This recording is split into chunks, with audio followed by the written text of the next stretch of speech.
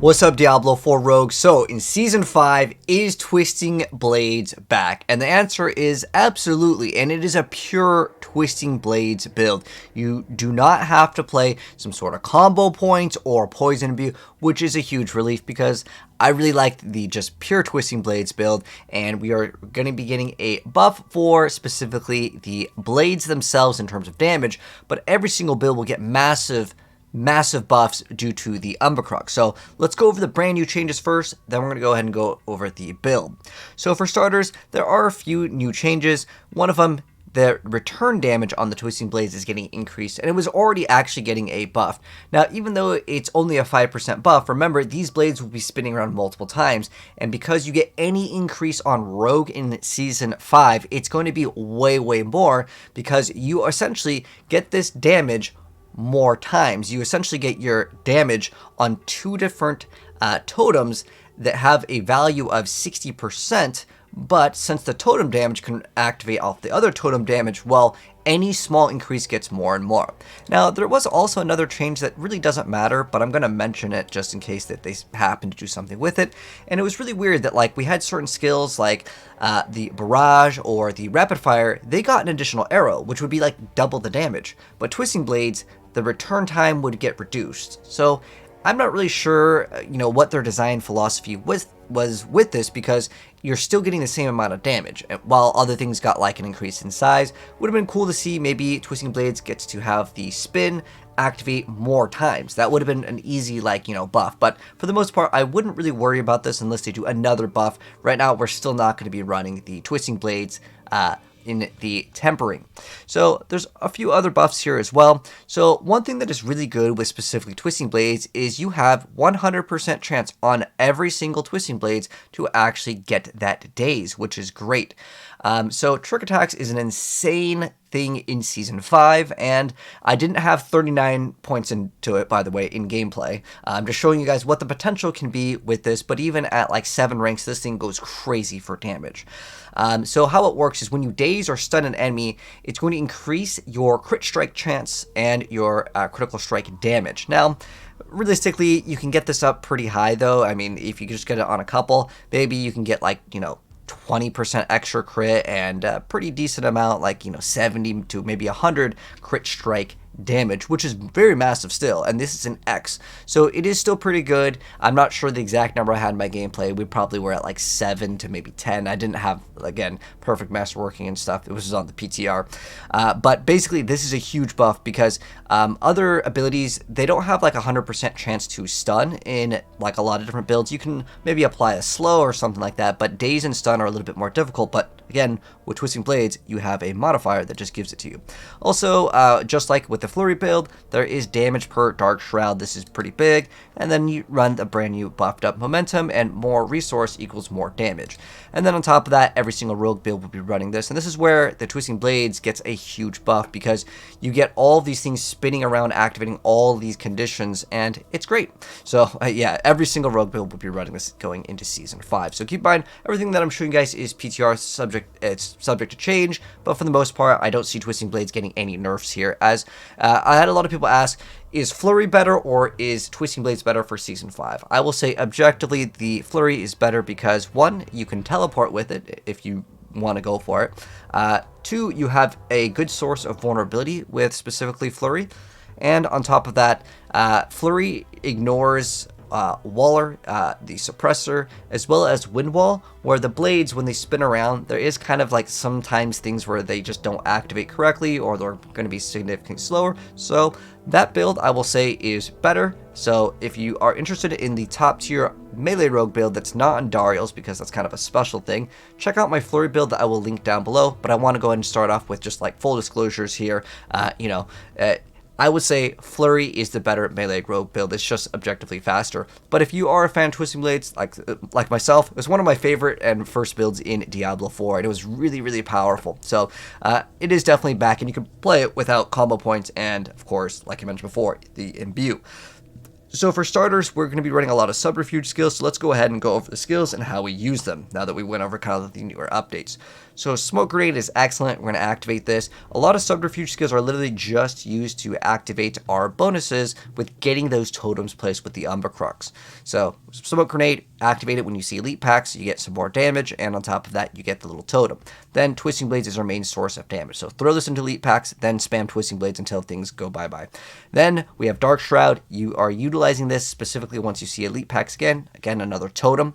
And then if you want to, specifically on the end bosses, Pit 100 on the PTR, which was way stronger than a normal Pit 100, but Caltrops is going to be in every single rogue bit as well. And then we have Shadow Step just for extra crowd control breakage and also concealment, and this will also activate another totem. Now keep in mind, I really only try to use totems 2 times in most circumstances, because you can make more than 2 totems on the PTR. It was bugged. It says that you're only allowed to have 2 with the special ability, but you could go past it. But I tried to keep it 2 for the most part. Most of the time, you're going to delete stuff anyways. Wait till you see the boss. It just immediately gets deleted here. But as far as the gear, oh, by the way, specialization in our site, it's really good because, well, your resources can go and be a lot more, I guess, not in the danger category, because I really don't like playing combo points, and you really needed to do it before because resources were a problem.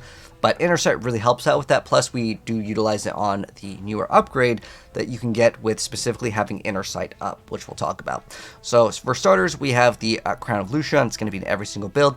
We spend resource, more damage, and technically we get resource cost reduction with it. Then we're running the Umbrous aspect, and we want ranks to Dark Shroud. That's how we're going to get extra damage. And then if we can get those trick attacks, we want that. And then we're going to be running Concussive Strikes. Now on the builder though, as far as what we want to temper, we want ranks or damage per Dark Shroud is the thing that we actually want to get. Where is this? It's over here. So you want to temper this on all your offensive pieces of gear. It just doesn't have it in the planner yet, but that's what you want to get. I, again, can't show it here, but you want to get crit strike chance, attack speed, ranks to Twisting Blades. That's what you want to look for. And then on top of that, we are also looking at Shared Misery, because the more targets that you daze, again, you're going to get crazy amounts of damage. Expect this to be kind of cut in I'd say 1/5. I don't know if they're going to allow it to be this powerful. If they do, well then this build will be absolutely dominating. This could actually beat Flurry, but I'm just trying to give you guys realistic expectations, and Again, I did not have 39 in the gameplay that you guys are seeing. So pretty much you just go up to the boss, you throw down a bunch of the totems, and you'll just see these, it was just about starting to get crazy in terms of the spinning, because the damage gets multiplied off the other one gets multiplied off the other one. It gets crazy with Twisting Blades for sure. It could be a really good boss build because, well, you get so many of these blades to spin around. It takes a second to build up though. But Concussive Strikes is basically just X20 damage because everything will be dazed. And then Shared Misery makes it so everything is dazed, so it's awesome. And then we're running Racnoth's Wake. This really helps out with resistances. If you don't have these, I wrote a couple things for notes here. But basically, if you can get Racnoth's Wake, it's great because cooldown reduction means more totems. And the most important thing is specifically getting resistances. It doesn't show up here. This is kind of like an early planner, and so some websites don't have everything 100% accurate. But again, you would normally have in this area, it will say all resistances. You literally get that, and you're going to be basically res capped. It makes things very easy, but if you don't have it there, you may need to get resistances in other places. But yeah, and then next up, this is going to be on our two-hander. We're going to be running the aspect of Encircling Blades. It actually recently got a nice little buff, and again, any buff starts getting crazy with Rogue in Season 5, because again, 5% actually means a lot more, because you get your brand new little totems here that will let you deal up to 30% of the damage, but because you have 2 of them, that's 60%, but because the damage can be replicated twice, you're getting basically 120%, if not even more damage, because you're applying extra conditions to the totems if that does apply.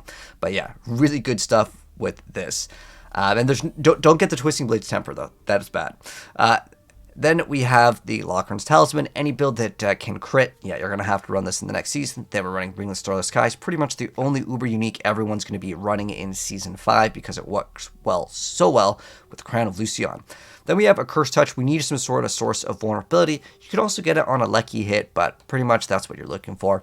And then, of course, every rogue build's got to play the Umbra because it is so overpowered. And then we also have Accelerating Aspect just to make the build feel a little bit better, but this one is kind of a free open slot. Feel free to put in what you want. Now that we went over that, the gems here, just going to rerun Emerald, Ruby, and Diamonds. Pretty much the bread and butter, the standard things. There's a couple notes if you don't have certain things, but I put them there in case you don't have them. Now, let's go ahead and go over the skill tree. So it's basically similar to the Flurry build, except for you just get Twisting Blades. And the most important thing to kind of make a note of is enemies are dazed while impaled with Twisting Blades. So you always have that ability to daze. You have the shared misery, so everything starts getting dazed. So ideally what you want to do is not hit the same target dazed again. If the target is relatively close, don't walk to the other target. If you have to walk, then just spam it on the same target. But if the target is right next to it, you want to daze one, daze the other one, and that's going to make it so you get all of these damage multipliers. You could rely off of RNG too because shared misery works, but it's up to you if you want to, but I'm just telling you guys, if you really want to squeeze every single amount of damage in, that's how you would do it. And it's really good because the brand new bonus with Trick Attacks, this one has the old one, but the newer one gives you that crazy number over here, which is great. But yeah, we want to max that out for sure. Then we get Caltrops, we get 1 point into Concealment, then we're running the Smoke Grenade. The new Smoke Grenade gives you like crazy cooldown reduction, then the new Dark Shroud gives you movement speed, and it gives you that crit strike chance, which is great. Malice, Exploit, kind of your bread and butter, no imbuements here. And then Innervation, Second Wind, and then we have Adrenaline Rush, Haste, and of course Momentum. Now as far as the Paragon board, there are some changes. So let's go ahead and go over the newer changes. Let me make this a little bit bigger because I know it's kind of hard to read here. So for starters, we are going to be starting out with Closer because we want to, take less damage. And then we're going to be running Exploit Weakness, Exploit, and then we can go into Cunning Stratagem. And then the rest don't really matter too much on the order, but if we go to Cheap Shot, we can get Devious over here because we're going to apply lots of crowd controls. And then we can go to Don't Witness over here. It's really important to get this life node. You're going to be able to reach it, no problem. And then we can go into any of these in terms of the order, but Deadly Ambush, this is only utilized when you are using the Caltrops, but I mean, it's only really for the bosses here. But yeah, Deadly Ambush over here, we're going to be grabbing that. And then our last one over here is actually brand new. It's Layrana's Instinct. So it may not show up right here, but, I think they did update it. Okay, so your core skills deal increased damage equal to X25 of your core skill damage bonus while Inner Sight's gauge is full. If you watch the gameplay, I'm pretty much going to be full in like the whole time. And we do get a bunch of these nodes over here. You don't even need to spec into getting your core. If you just run this build, you'll pretty much have most of it up, and you're going to be good to go. So you don't actually have to get rolls. Normally, like, you would have it on weapons, but they actually deleted it, so you have to get on the Paragon tree. But it's fine. It's not really that big of a deal. But look at how fast this comes back up. So right now it's down. There is a brief moment where it doesn't apply, and we're right back up. So it's only really down when we have to wait for the cooldown. So in Season 0 of the game, they actually nerfed Inner Sight, where it doesn't always 100% have a target. But then they buffed it in the later seasons. And now how it works is if you hit the non-target, it will still build up. But as soon as there is a target, once the cooldown ends, you're just going to be deleting it instantly. Like, watch it go right back up. And it just goes back up instantly. And the reason why is because Twisting Blades actually hits so many times. It's once when it goes in, once when it goes out, then the spin happens. So you're hitting it so fast, and you don't even have to prioritize hitting the thing. But obviously on the boss, if you watch the boss, I mean, I think the boss just gets like one cycled with it, so it doesn't really matter too much. But like, watch how fast this goes up on the boss one more time over here before we end the video. So just watch, once the thing is targeted, just boom. It's starting to ramp up, and pretty much it dies before we even go through one cycle of it. So it's great. Again, it takes a second for the damage to ramp up. This could be actually one of the highest pushing builds because it has the most potential, I would say, for bosses. If you wanted me to give you guys a comparison between this build and the Flurry build, I would say this one has crazy boss potential, but I didn't really go for crazy high pushing in the PTR because PTR, well, it was a little bit different on the bosses specifically, but once you get those Umbra Cruxes, the damage on both of those, because it gets multiplied, one does damage on the other, and yeah, you get it. But that's going to go and wrap up things, and if there is an update to this build, I will update you guys, but I just want to get all these videos out before Season 5 starts so you guys can know, maybe you're playing on Eternal, you guys want to get some of your gear ready, or you can kind of see what the gameplay looks like, so when Season 5 does does drop, you'll know what you want to play. But check out the other Rogue builds. In fact, Rogue is going to be excellent in Season 5, probably one of the top tier classes for people that are interested in playing a bunch of different builds that are all really, really, really good. Like, you can literally play any Rogue core skill, and you're going to be absolutely blazing through content. Rogue is looking like one of the classes, I would say, out of all of them, because I actually tested out all the classes in the PTR, all of their builds are good. Like, literally, all of them are so good, which is awesome, because if you get bored of playing one build, I get it. Sometimes you don't want to play the meta thing, and, like, you know, there's only one thing to play for a class maybe in one season. This is your build. So, anyways, check out the pin if you guys want the build website, as well as other builds. But if you're new here, subscribe to the bell so you don't miss out if there are any nerfs or if there's any buffs to this build. I'll let you guys know. Anyways, take care, and I'll catch you guys in the next video. Peace out.